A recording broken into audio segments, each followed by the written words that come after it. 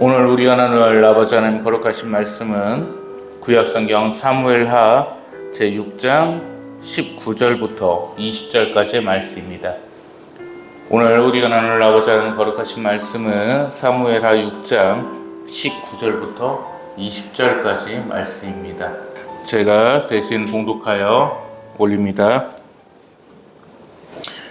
모든 백성 곧 온 이스라엘 무리에게 남녀를 막론하고 떡 한 개와 고기 한 조각과 건포도 떡 한 덩이씩 나누어 주매 모든 백성이 각기 집으로 돌아가니라.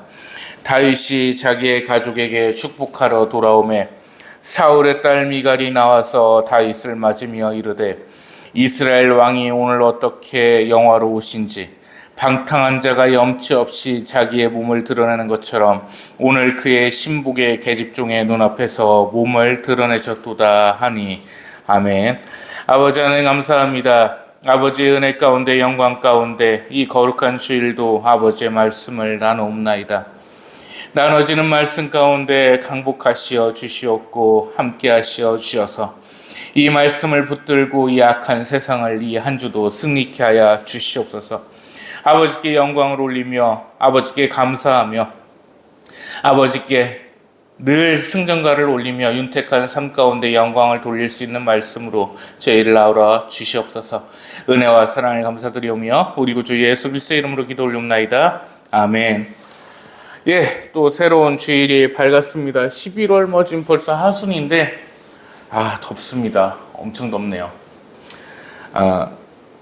이제 좀 이가 안 좋습니다. 아시다시피 이가 많이 안 좋은데 앞니를 좀 수술을 했어요. 그래서 잇몸 수술을 해가지고 좀 턱도 부어 있고 이도 빠져 있고 많이 안 좋습니다. 그래서 저 목사님이 어제 라면을 드시고 주무셨나 이렇게 생각하지 마시고 라면 먹고 잔 게 아니고 많이 부었습니다. 그래서 좀 이해를 해주시고 이 턱이 땡땡 부어 있다 보니까 말하기가 되게 힘듭니다. 그래서 나이를 좀 먹어가는구나. 이제 이도 망가지고 제 치아가 한 5개 정도 이제 남았거든요. 그래서 5개라도 더 잘 간수를 해봐야 될 것 같습니다. 좋은 소식이 하나 있죠. 웃음을 개인적으로 좀 참을 수가 없는데 이 앞니가 지금 없어가지고 웃음을 좀 어떻게 참아보려고 합니다만은 한박 웃음이 나옵니다. 계속. 더불어민주당 이재명이 집행유예를 받았습니다. 징역형 집행유예, 징역 1년에 집행유예 2년을 받았습니다. 개인적으로 너무 가슴이 먹먹하고 좋지 않습니다. 참 착잡합니다. 너무 슬픕니다. 그 이유가 뭐냐면 집행유예가 안 붙는 실형을 받았어야 되는데 그냥 법정 구속 1년을 받고 들어가 버렸어야 되는데 너무 안타깝고 아쉬운 거예요. 그래서 우리 이재명 대표님 심심한 위로의 말씀을 전하고 참 개인적으로 기독교인으로서 너무 안타깝게 생각을 합니다. 그래서 이제 위증교사 재판이 남았는데 위증교사 재판 때는 반드시 구속되시기를 기독교인으로서 우리 하나님께 기도하면서 바라보고 있겠습니다. 이 이재명을 왜 이렇게 싫어하냐면 어제 그 이재명이가 지지자 현장 집회를 했었거든요. 거기서 뭐라고 얘기를 했냐면 국제일보에 있다가 나올 텐데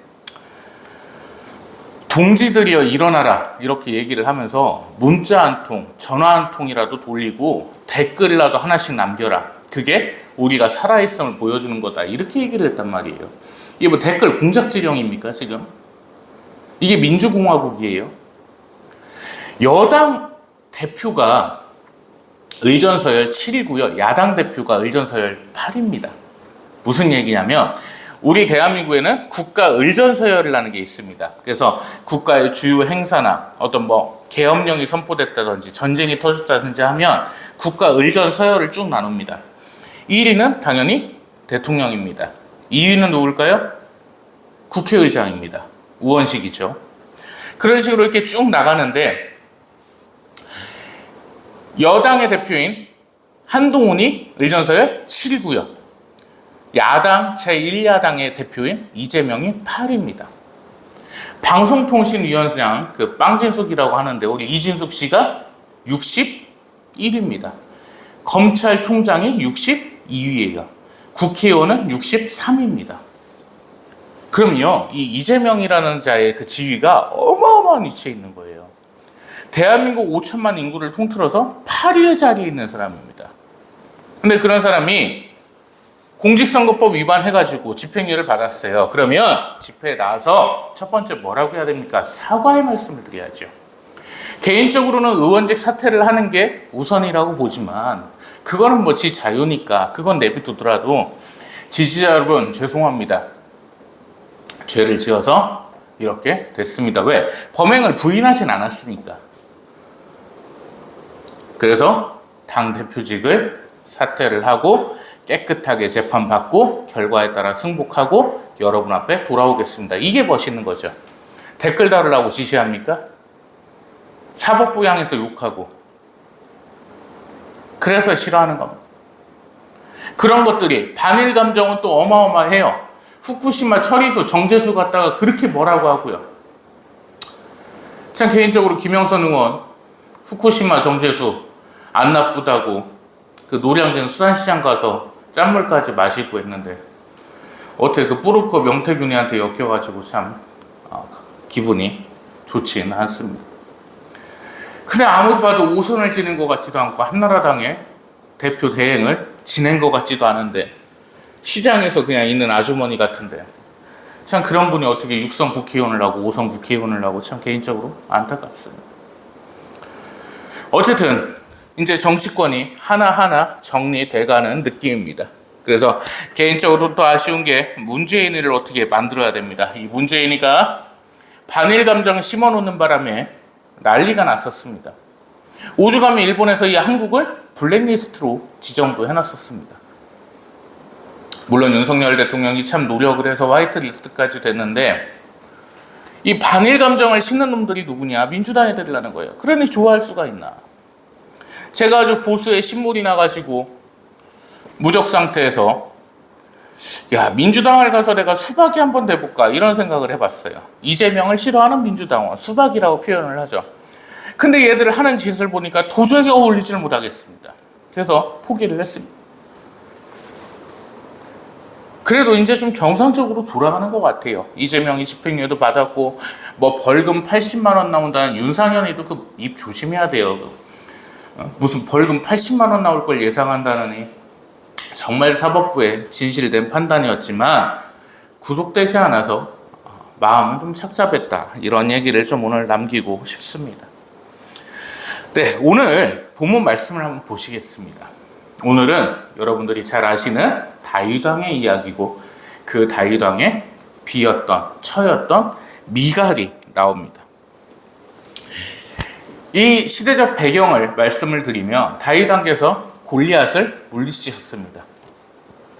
그랬더니 사울이 그 전제 조건이 하나 붙었어요. 골리앗을 무너뜨리는 자에는 내 딸을 주겠노라 이렇게 했는데 아무리 생각을 해봐도 다윗한테 자기 딸을 주기가 아까우니까 시집을 보내버리고 나머지 딸이었던 미갈을 줍니다.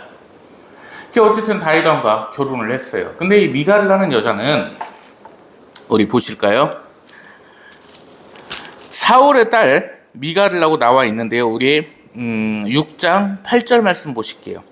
여호와의 궤가 다윗왕의 성으로 들어올 때에 사울의 딸 미갈이 창으로 내다보다가 다윗왕이 여호와 앞에서 뛰놀며 춤추는 것을 보고 심중에 그를 업신여기니라. 아멘. 자, 사울이 어떤 놈입니까? 처음에는 하나님을 경배하며 경외했지만 갈수록 돌았습니다. 무당한테 가서 사무엘 선지자의 영혼을 불러달라고까지 합니다. 그런 미친 짓을 했습니다. 그리고 그 아들 요나단과 어떻게 됐죠? 인생이 비참하게 막을 내렸습니다.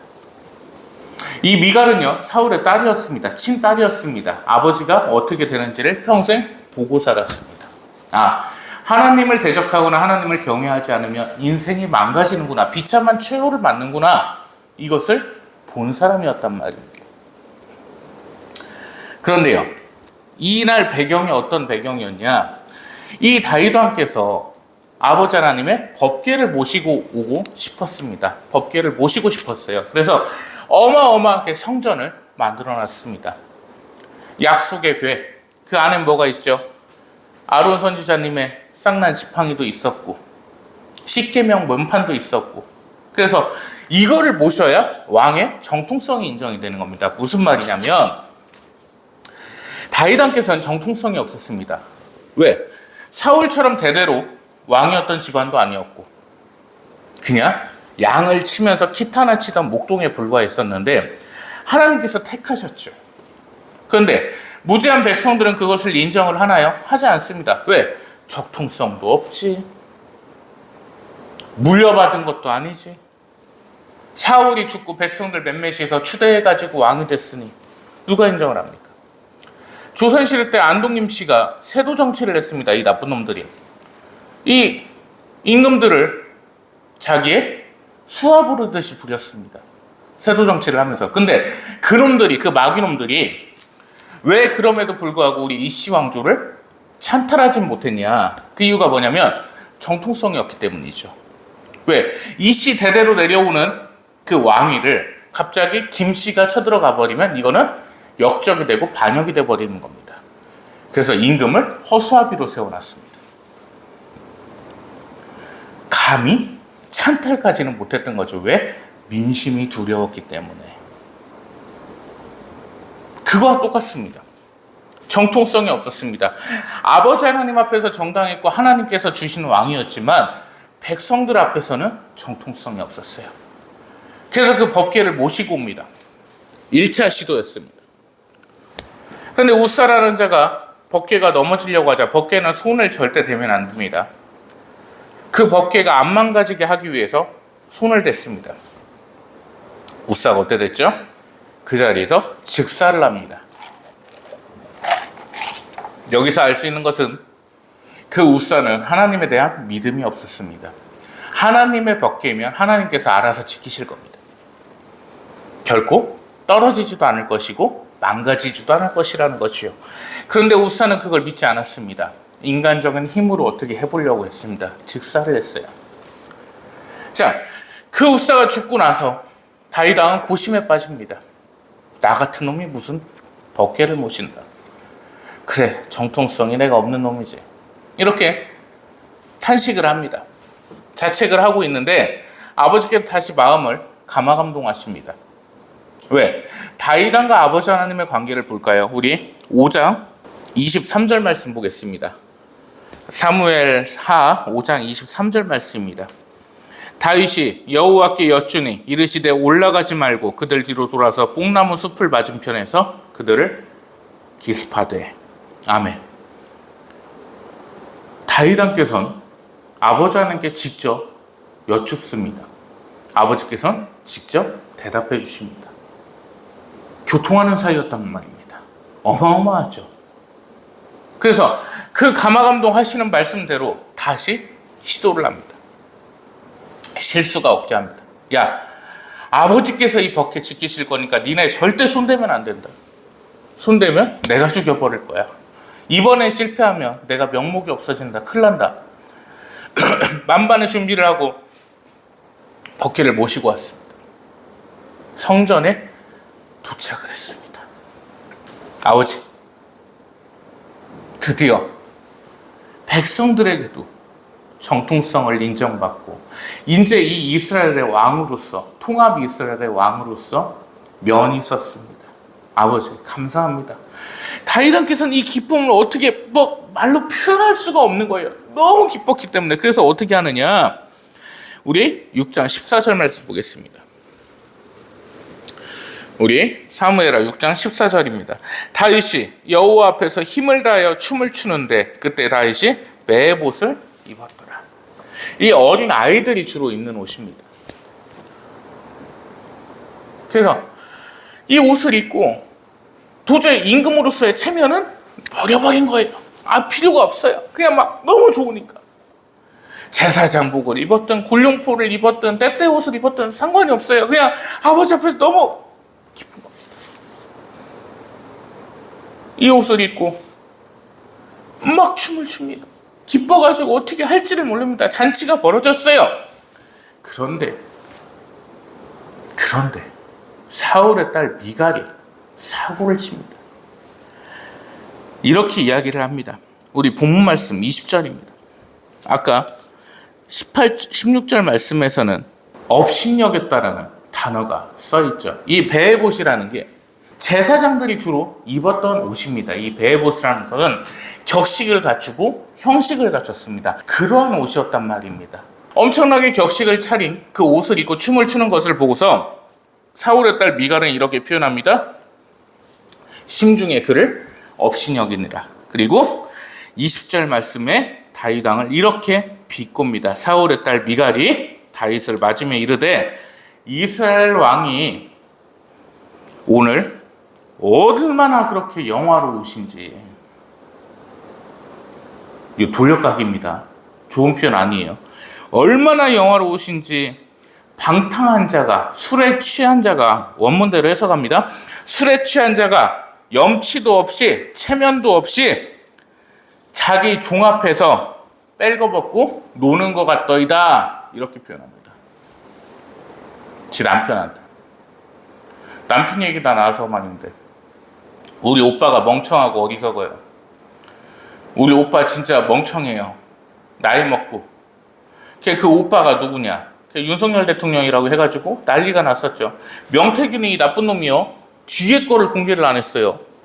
그래갖고 정청래도 그 오빠가 누구냐 해가지고 윤석열이다. 그게 얼마나 욕했습니까? 둘 사이에 부부싸움도 났을 거예요. 근데 명태균 거 까보니까 진짜 친오빠였어요. 여사님 오빠께서도 사모님 오빠분께서도 윤 총장님을 걱정하시는 것 같습니다. 이 카톡이 까졌어요. 근데 명태균은 얼마나 나쁜 놈이에요, 그게. 무튼 자기 남편에게 그 미갈이 이렇게 욕을 해버립니다. 아이고, 오늘 하는 짓 보니까 종 앞에서 뺄개 벗고 춤추는 것 같더이다 그래. 이렇게 욕을 해요. 자, 그러면 그 미갈의 최후가 어떠하냐? 우리 23절 말씀 보겠습니다. 그러므로 사울의 딸 미갈이 죽는 날까지 그에게 자식이 없으니라. 아멘. 두 가지로 해석합니다.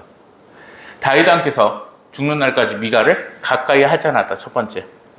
왜? 잠자리를 하지 않았으니 자식이 없는 거. 두 번째. 아버지 하나님께서, 이건 원문대로의 해석입니다, 수태를 끊어버리셨습니다. 여자로서 아이를 가질 수 있는 기능을 상실시켜버리셨습니다. 왜? 못된 짓을 했으니까. 얘는 지옥에 갔을까요? 천국에 갔을까요? 지옥에 갔을 확률이 518%입니다. 자, 그러면 오늘 이 짧은 스토리를 보면서 세 가지를 우리는 보겠습니다. 대지 세 가지입니다. 첫 번째, 다윗 왕께는 감사함이 있었고 미갈에게 감사함이 없었습니다. 두 번째, 다윗 왕께는 하나님께서 계셨고 미갈에게는 하나님께서 계시지 않았습니다. 제일 중요한 세 번째, 다윗 왕께는 순수함이 있었고 미갈에게는 순수함이 있지 않았습니다. 첫 번째부터 보시겠습니다. 자, 다윗 왕께서는 너무 감사했습니다. 아버지 하나님께 어떻게 감사를 표현할지를 몰라서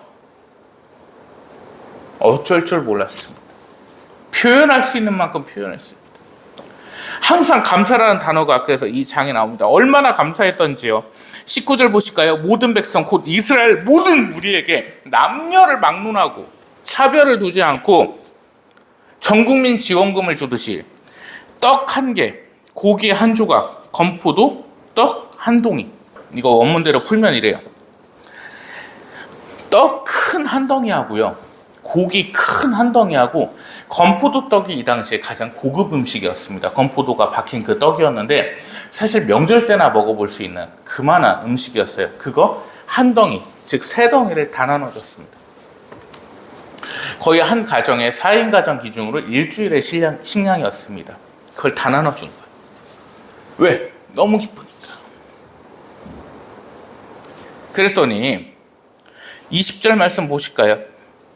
미갈이 얘기를 하는데 여기에 감사함이란 표현이 하나도 있지 않습니다.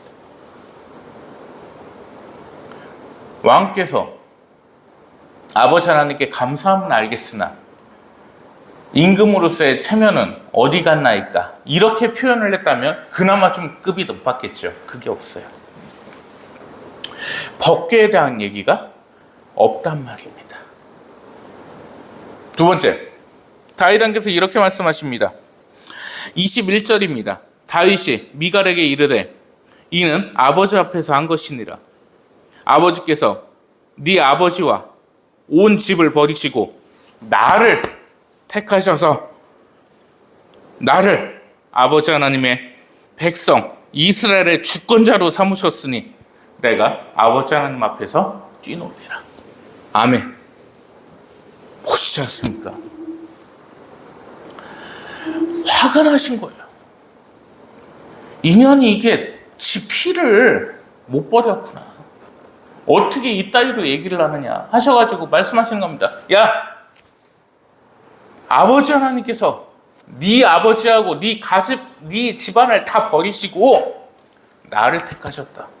그래서 내가 이스라엘의 왕이 됐고 정통성을 인정받을 수 있는 법궤까지 모시고 왔으니 내가 아버지 앞에서 뭐를 못하겠느냐, 어떻게 기뻐하지 않겠느냐 하시면서 이보다 더 낮아져서 22절입니다. 스스로 천하게 보일지라도 네가 말한 바 계집종에게는 높임을 받으리라. 아멘. 내가 아무리 하나님 앞에서 뛰놀고 벗고 노래를 부른다 한들 내가 어떻게 천한 종들보다 낮아지겠느냐. 아버지께서 나를 높이실 것이고 기뻐하는 나를 더욱이 높여주실 것이라. 이렇게 고백합니다. 왜 다윗 왕이신지 아시겠죠? 이러한 고백이 술술술 나오시는 분이셨어요. 그런데 미갈에게는 하나님께서 계시지 않습니다. 입술의 고백 속에 하나님도 안 계시고 감사함이 없습니다. 순수함이 없어요. 얼마나 멍청합니까? 자기 아버지와 오빠가 다 죽는 걸 봤는데. 그 집안이 어떻게 됐는지를 다윗 왕께서 말씀하십니다. 네 아버지를 보지 않았냐? 다 망했잖아. 그리고 하나님께서 네 아버지를 버리시고 나를 택하셨지 않느냐? 내가 근데 하나님 앞에서 뭐를 못하겠느냐? 감사가 있어야 되고요. 하나님 앞에서 순수함이 있어야 되고 언제나 내 입술의 고백에는 아버지 하나님께서 계셔야 됩니다. 상당히 어려운 얘기입니다. 하나님 앞에서 순수해야 되고 항상 감사가 있어야 되며 내 입술의 고백에는 아버지께서 하셨음이 고백이 돼야 된다는 거예요. 왜? 세상 사는 게 다 내 거가 아니거든요. 다 아버지 겁니다. 내 것이 아님을 인정했을 때 아버지께서 강복하십니다. 가장 중요한 한 가지 교훈은 오늘 우리는 볼 수가 있습니다. 바로 19절 말씀이었습니다. 다윗 왕께서 너무 기뻤습니다. 하나님, 진심으로 감사드립니다. 하나님 앞에 물론 제사를 올리지만 가장 첫 번째 다윗 왕께서 한 행동은 나누고 베품이었습니다. 잘 보십시오. 뭐부터 했습니까? 이스라엘 온 백성들에게 고깃덩이와 떡덩이를 나누어 줬습니다. 나누고 베풀었습니다. 교회에다 돈 바치지 마세요. 그거 하나님께 바치는 거 아닙니다. 목사한테 돈 갖다 주시지 말란 얘기입니다. 원래 목사는 가난해야 되고요. 자기 직업을 가지고 그걸로 돈벌이를 해야 되는 겁니다.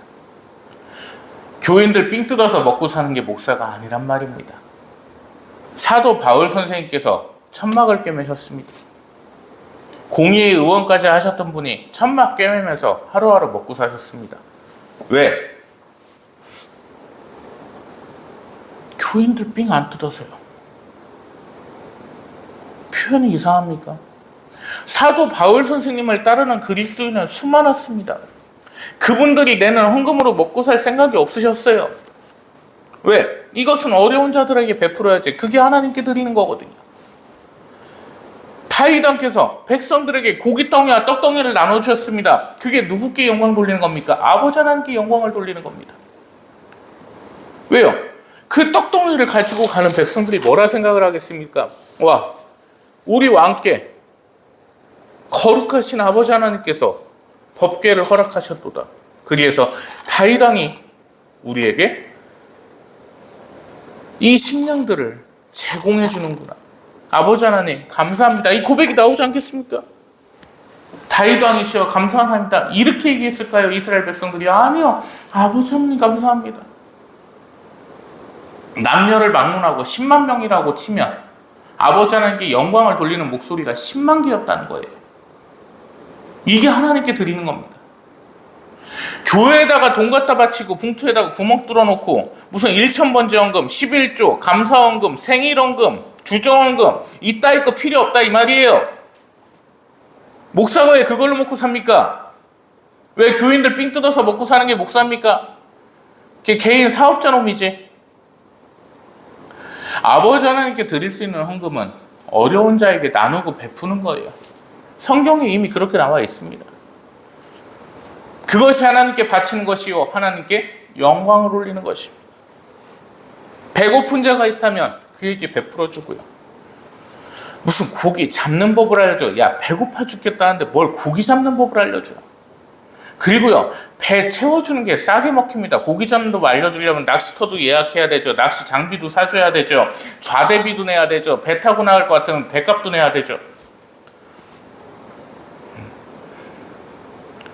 빵을 구하는 자에게 무슨 빵 만드는 방법을 알려. 장난. 제과제빵 하원비가 더 나와요. 그 돈으로 성심당 가서 빵 사주면 몇 덩이 사줍니다. 냉동해 놓고 좀씩 데워 먹어. 나누고 베푸는 게 하나님께 영광 돌리는 일이라는 거예요. 이거는 그냥 성경 자체에 나와 있습니다. 그게 아버지 하나님께 영광을 올리는 길이고 아버지 하나님께 헌금을 드리는 길이라는 겁니다. 절대 어려운 자들 지나치지 마십시오. 교회에다 돈 갖다 바쳐봐야 그 목사한테 수입 1원일 뿐입니다. 자들이 감사할 것 같습니까?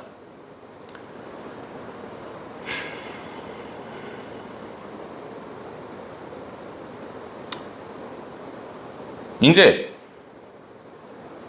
이단 사역을 좀 쉬었습니다. 증산도도 쳐들어가 보고 신천지도 쳐들어가 보고 하나님의 교회도 쳐들어가 보고 근데 이제 다시 시작하려 합니다. 썩어빠진 한국교회 좀 제가 개혁시켜 보려고요. 왜? 나는 헌금 없는 교회 목사니까. 내가 꿀릴 게 없습니다. 창원 상남교회를 항상 얘기했었습니다. 거기에 이창교라는 자가 대표자입니다. 제가 얘기하는 걸 들어보니까 일제시대 때 독립운동가가 없었으면 우리가 해방되지 못했을 것이다. 자유를 얻지 못했을 것이다. 이따위로 얘기를 하대요. 자, 교회라는 데서부터 역사를 왜곡하기 시작합니다. 일제시대는 아버지 하나님의 크신 강복이었습니다. 일제시대가 없었다면 지금의 현대사회인 한국도 없습니다. 해방이 안 됐어야 돼요. 빨간 여권을 들고 자주 시민으로서 국민으로서 살아갔어야 됩니다. 지금의 민노총과 한노총 같은 그 독립꾼들이 독립군입니다. 군이 아닙니다. 독립군들이 나서는 바람에 이 꼬라지가 났습니다. 왜? 독립군들이 아니었다면 해방이 아니었다면 그러니까 미국이 나쁜 거예요. 미국만 아니었으면 6.25 전쟁 안 일어났고요. 전쟁에 위협이 없었고요. 가난해가지고 굶어 죽는 아사자들 없었고요. 군사정권 없었고요. 이렇게 수준 낮은 시민의식 없었습니다. 군사정권 엄청 욕하죠. 군사정권이 있는 이유가 뭐예요? 분단돼서 그렇습니다. 그럼 분단이 안 되려면 어떻게 해야 돼요? 해방이 안 됐어야 돼요. 모순이 생기죠. 이승만은 그렇게 욕하면서 이승만이 정해놓은 불법 라인, 다케시마를 뺏으려고 했던 그 악행의 선, 그거는 또 따라가지고 그것 때문에 다케시마가 한국 땅이 납니다. 이게 좌파의 모순입니다.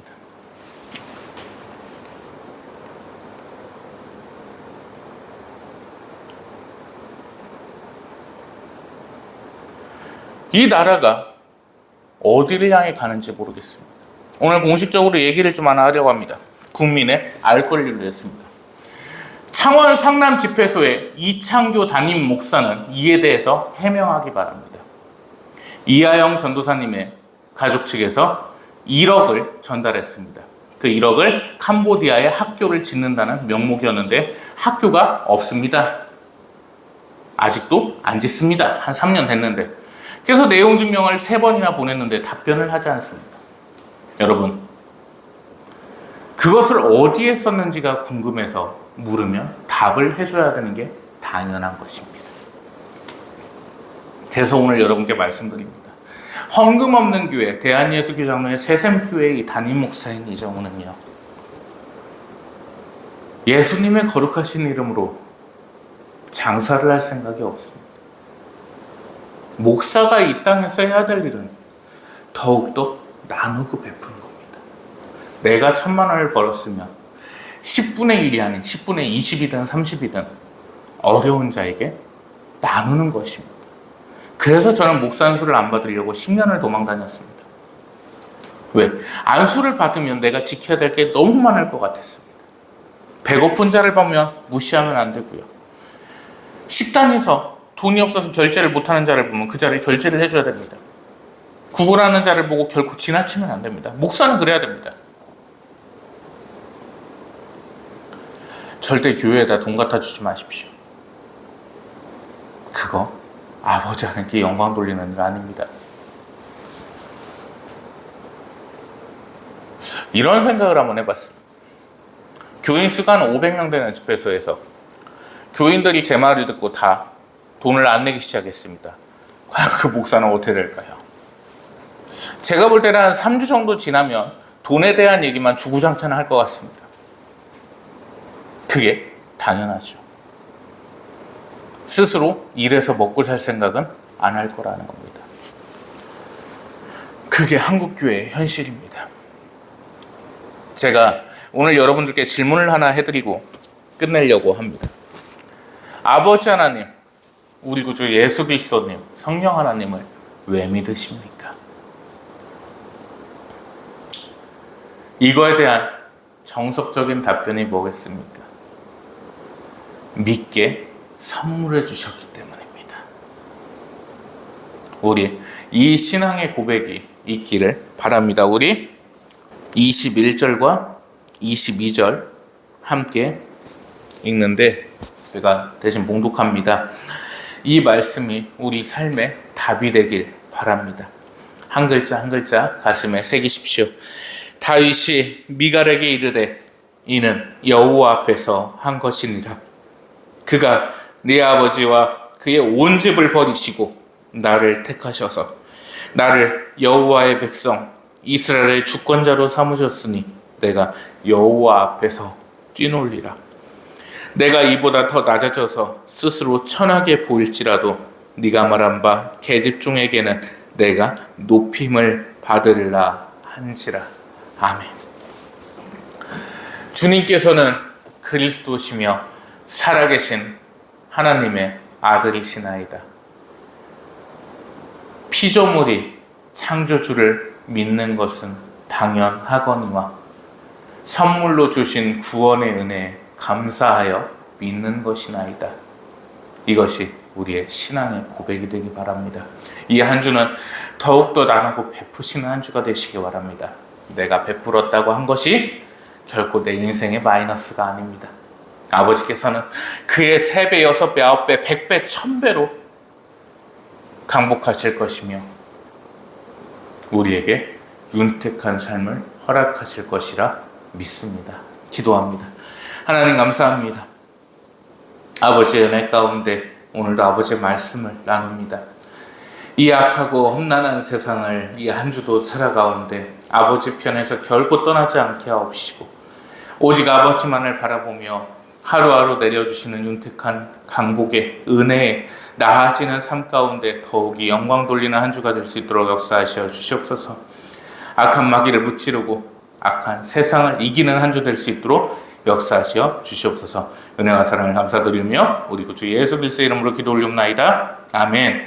이제는 아버지 하나님의 크시고도 크신 강복과 우리 구주 예수 그리스도의 무한하신 은혜와 성령 하나님의 내주교통 감화감동 인도 역사하심이 아버지의 편에 서 있어 아버지의 편에 떠나지 아니하고 오직 아버지께만 영광 돌리길 원하는 성삼위 하나님의 거룩한 백성들 머리 위에 이 온 세계 열방 위에 이제부터 영원토록 항상 함께 계실지어다. 아멘.